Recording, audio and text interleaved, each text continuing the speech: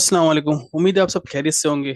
आज 7 नवंबर 2024 है। और जैसा कि मैंने पिछली प्रेजेंटेशन में जिक्र किया कि मैं इंशाल्लाह इस साल भी उन स्टॉक्स का जिक्र करूंगा जो 12 महीने में नेक्स्ट 12 मंथ में मुझे लगता है कि अच्छे हैं और अच्छा रिजल्ट दे सकते हैं in term of gain wise, value gain wise, capital gain wise और डिविडेंड इनकम वाइज। तो हम इंशाल्लाह इसको स्टॉक को जिक्र करेंगे। सबसे पहला और आज का पहला स्टॉक है, 5 स्टॉक्स होंगे और आज का पहला स्टॉक है मिल्लर ट्रैक्टर लिमिटेड। प्रेजेंटेशन पे पहले आगे बढ़ने से पहले रिक्वेस्ट है कि चैनल को लाइक एंड सब्सक्राइब नहीं किया तो लाइक एंड सब्सक्राइब करें। इंशाल्लाह मजीद इंफॉर्मेटिव वीडियोस आती रहेगी। और जिस तरह लास्ट ईयर के मेरी सक्सेस स्टोरी का आपने देखा कि लास्ट ईयर स्टॉक्स जो पिक किए थे उसमें 68% नेट गेन हुआ, तो और प्लस डिविडेंड, तो मैं समझ सकता हूँ कि अगर आप भी इसी तरह से एक्सपेक्ट करना चाहते हैं अपने पोर्टफोलियो में इस तरह का उस तरह का पोटेंशियल गेन, तो आप इस तरह की वीडियोस को देखने के बाद आप अपनी लाजमी रिसर्च करें, फिर आप अपने पोर्टफोलियो में ऐड करें। प्रेजेंटेशन का फॉर्मेट सिमिलर होगा और मिलर ट्रैक्टर क्यों पिक किया मैं उस पर जिक्र करूंगा। सबसे पहले बात करें एजेंडा पे, बैकग्राउंड, कंपनी की news, financial information, price and dividend और आखिर में रिव्यू। बैकग्राउंड की बात करें, मिलर ट्रैक्टर नाम से पता चलता है ट्रैक्टर कंपनी है। पाकिस्तान में मेरे ख्याल में सबसे बड़ी ट्रैक्टर कंपनी ऑटोमोबाइल इंडस्ट्रीज का पार्ट है। और सेक्टर में अगर देखा जाए तो ऑटोमोबाइल सेक्टर के अंदर फॉल करती है। और ऑटोमोबाइल, ओवरऑल ऑटोमोबाइल एक एक और बड़े अच्छे डायरेक्शन में जा रहा है, स्पेशली इलेक्ट्रिक व्हीकल्स, ईवीज का लॉन्च हुआ है। तो मैं समझता हूँ उस दौरान सब सब चीज़ बढ़ रही है, तो कौन से ऐसे स्टॉक है जो नहीं बढ़ा हुआ या उस वैल्यू पे नहीं है जो होना चाहिए था, तो उस स्टॉक में मुझे मिलत ट्रैक्टर लगता है। पाकिस्तान एक एग्रीकल्चर कंट्री है और जो एग्रीकल्चर कंट्री के हिसाब से एग्रीकल्चर इक्विपमेंट पाकिस्तान के स्टिल वो इक्विपमेंट है जो बहुत कदीम जमाने से इस्तेमाल होते हैं, वही इक्विपमेंट है, वही टेक्नोलॉजी। तो इस सेक्टर में ऑल दो इम्प्रूवमेंट की भी बड़ा रूम है, अपॉर्चुनिटी है। एट द सेम टाइम इस सेक्टर इटसेल्फ भी एक बड़ा अपॉर्चुनिटी, क्योंकि फिलहाल एज सच कोई बिगर कॉम्पिटिटर इस मार्केट में फिलहाल नहीं है। तो मिलर ट्रैक्टर की बात करें, मिलर ट्रैक्टर करती क्या है भाई? असेंबली मैन्युफैक्चर करती है agriculture tractors, implementation, application products, मतलब इससे रिलेटेड, मतलब ट्रैक्टर्स हो गए, ये हो गया, और इस तरह के इक्विपमेंट्स ये बनाती है और बेचती है। इसकी सब्सिडीज की बात करें, इसकी 3-4 सब्सिडीज हैं। इसका रिसेंटली एक वो आया था नोटिफिकेशन जिसमें ये मर्ज कर रही है अब मिलत इक्विपमेंट के साथ, और इसका मर्जर पेंडिंग है। अब क्या पेंडिंग है उस पर कोई अभी फिलहाल मतलब अप्रूवल पेंडिंग है, जैसे पेंडिंग कंफर्म होगा फिर इसका स्ट्रक्चर चेंज हो जाएगा। अच्छा, इस कंपनी की एक चीज बात बताऊं, इसके पास कोई और डाइवर्सिफाइड प्रोडक्ट नहीं है, ना ही इसकी अदर इनकम कोई स्ट्रांग है कि कोई अदर सोर्सेज से इनकम आ रही हो, तो ये एक नेगेटिव पॉइंट है। अगर apart from that main main operation से अच्छा खासा बना रही है पैसा। न्यूज़ और नोटिफिकेशन बात करें, एज सच कोई न्यूज़ नोटिफिकेशन नहीं, सिवाय एक इन्फॉर्मेशन की जो मैं नेक्स्ट स्लाइड में कवर करूंगा। बाकी जनरली नॉर्मल जो न्यूज़ आती है एक कंपनी के appointment, election of directors, appointment chairman, ये सारी न्यूज़ हैं, क्वार्टरली रिजल्ट्स हैं और एनुअल रिजल्ट्स हैं। ये न्यूज़ आई थी दो, आई थिंक अगस्त में आई थी। अगस्त के बाद उसकी वैल्यू में काफ़ी ज़्यादा गिरावट नजर आई। और न्यूज़ क्या थी? न्यूज़ ये थी बेसिकली गवर्नमेंट ने जो ट्रैक्टर पे जो जीएसटी है ना, कंपनी 10% चार्ज करती है, और जो कि गवर्नमेंट की नोटिस के मुताबिक चार्ज करना भी चाहिए, 10, सिर्फ और सिर्फ 10%। लेकिन अमूमन तो जो मैन्युफैक्चरिंग कंपनी होती है वो अपना जो जीएसटी उसने पे किया होता है अपने रॉ मटेरियल पे, तो वो वापस क्लेम कर सकती है, ये एडजस्ट कर सकती है। तो एडजस्ट करने के लिए इनके पास ये कर दी कि पब्लिक से 10% ले रही है, लेकिन खुद पे कर रही है जो रॉ मटेरियल पर 18%, तो 8% का एक कैप है। तो वो गवर्नमेंट से ही बोल रही थी, ये कंपनी मिलर ट्रैक्टर बोली थी कि कोई मैकेनिज्म बताओ किस तरह हम करें। डिस्पाइट कपल ऑफ फॉलोअप्स, मतलब काफी रिमाइंडर्स के बाद गवर्नमेंट इसको सही से रिस्पॉन्ड नहीं करी।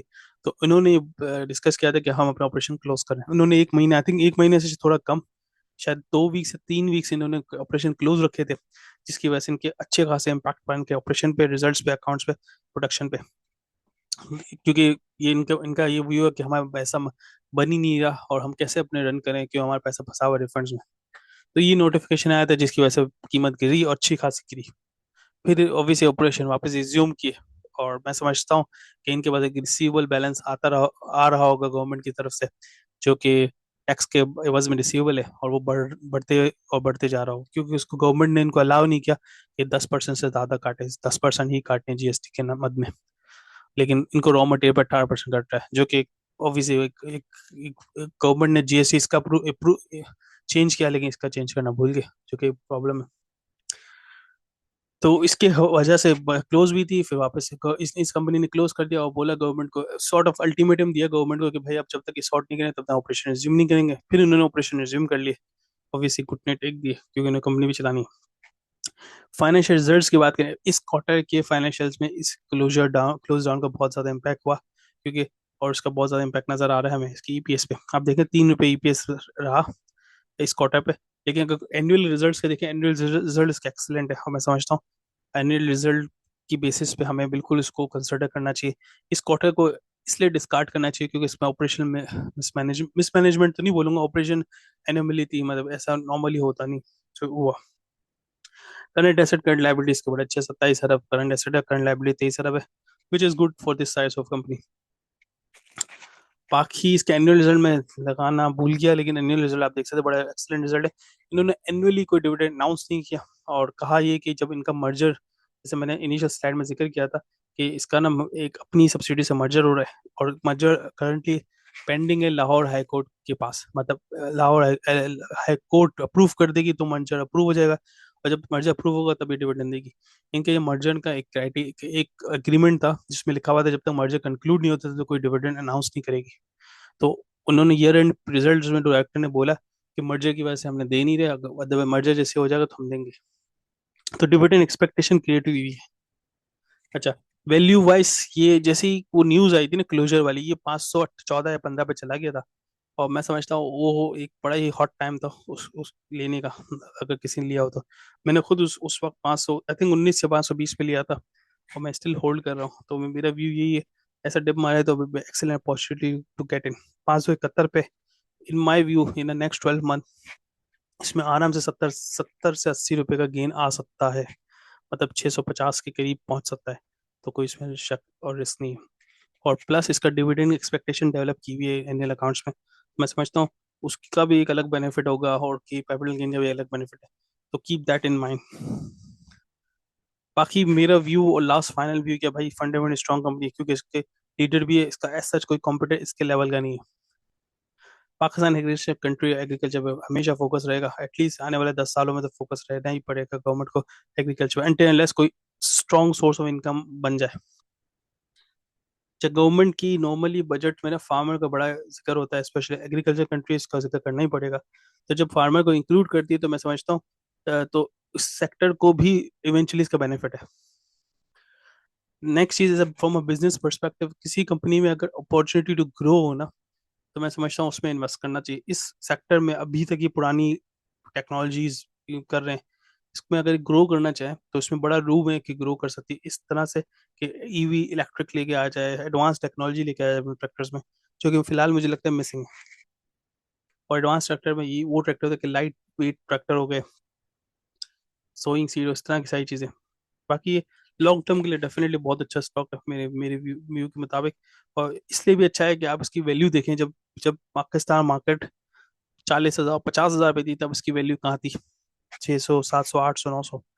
आज इसकी वैल्यू क्या है, और पाकिस्तान मार्केट का है, तो अपने मार्केट से ऑलरेडी पीछे चल रहा है।